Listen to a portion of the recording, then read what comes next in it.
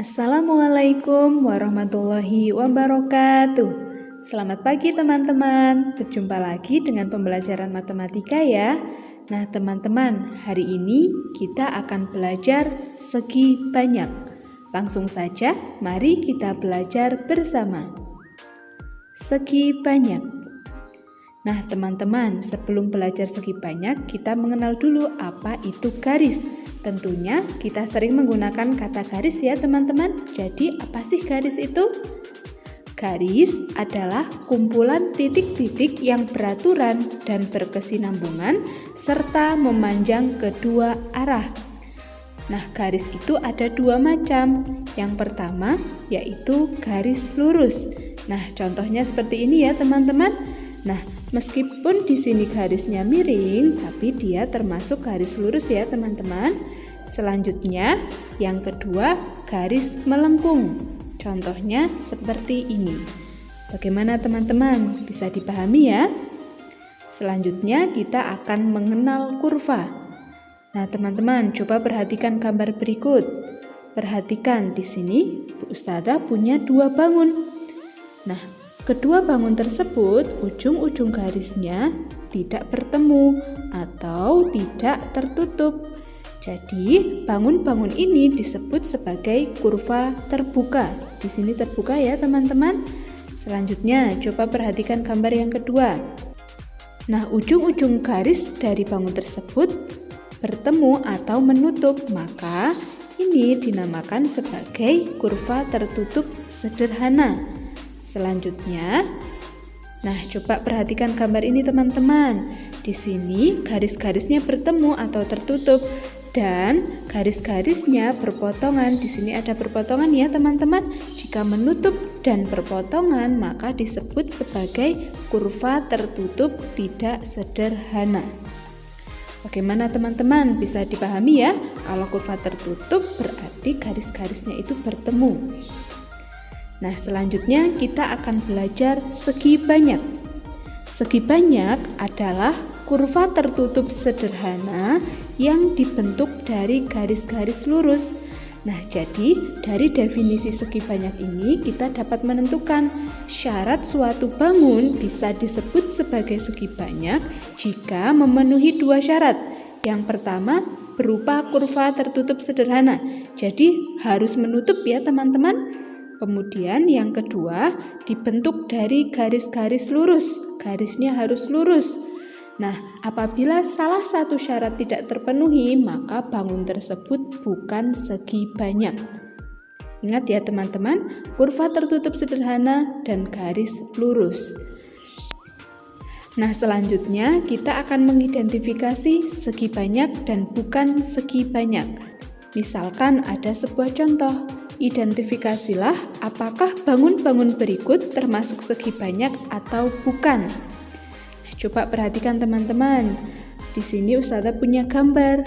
Nah, untuk menentukan dia segi banyak atau bukan, kita ingat kembali syarat suatu bangun disebut segi banyak. Yang pertama, berupa kurva tertutup sederhana, dan yang kedua, terdiri dari garis-garis lurus. Sekarang kita identifikasi gambar di sini. Kita lihat syarat yang pertama, berupa kurva tutup sederhana. Dilihat dari gambarnya, gambar di sini sudah tertutup ya teman-teman.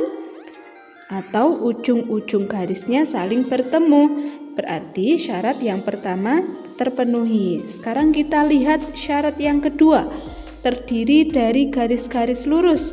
Nah, di sini semuanya garis lurus ya teman-teman, harus semuanya. Maka syarat yang kedua juga terpenuhi, sehingga bangun yang pertama ini termasuk segi banyak. Kenapa? Karena bangun berupa kurva tertutup sederhana dan dibentuk dari garis lurus. Bagaimana teman-teman? Bisa dipahami ya? Nah, sekarang kita lanjut bangun yang kedua.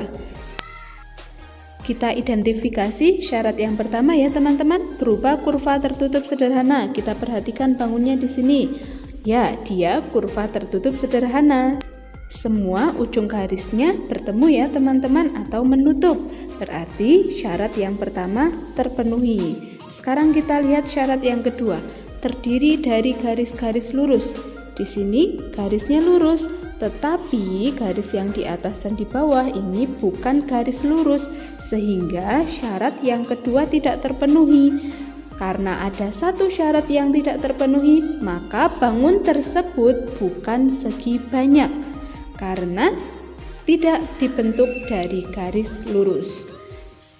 Kemudian kita lanjut contoh yang ketiga. Kita identifikasi syaratnya ya teman-teman. Syarat yang pertama berupa kurva tertutup sederhana. Ternyata di sini kurvanya terbuka. Karena ujung-ujung garisnya tidak bertemu, maka syarat yang pertama tidak terpenuhi. Nah, meskipun dia terdiri dari garis lurus, jika bukan kurva tertutup, maka dia bukan segi banyak. Kenapa? Karena tidak berupa kurva tertutup sederhana. Bagaimana teman-teman? Diingat ya, jika salah satu syarat tidak terpenuhi, maka bangun tersebut bukan segi banyak. Bisa dipahami ya? Sekarang kita lanjut belajar nama bangun segi banyak. Nah, bangun segi banyak diberi nama sesuai dengan jumlah sisinya. Misalkan di sini ada sebuah gambar, jumlah sisinya ada 1, 2, 3, maka bangun tersebut dinamakan segi 3. Contoh lagi, kita hitung jumlah sisinya, 1, 2, 3, 4. Ada 4, berarti namanya adalah segi 4.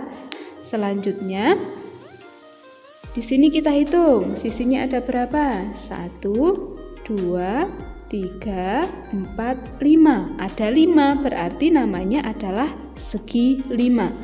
Lanjut lagi, kita hitung sisinya. 1, 2, 3, 4, 5, 6. Berarti namanya adalah segi 6. Satu contoh lagi, kita hitung sisinya ya teman-teman. 1, 2, 3, 4, 5, 6, 7. Ternyata ada 7, berarti namanya adalah segi 7. Nah, bagaimana teman-teman pembelajaran matematika hari ini? Mudah bukan? Tetap semangat belajar matematika ya, karena matematika itu mudah dan menyenangkan. Terima kasih. Wassalamualaikum warahmatullahi wabarakatuh.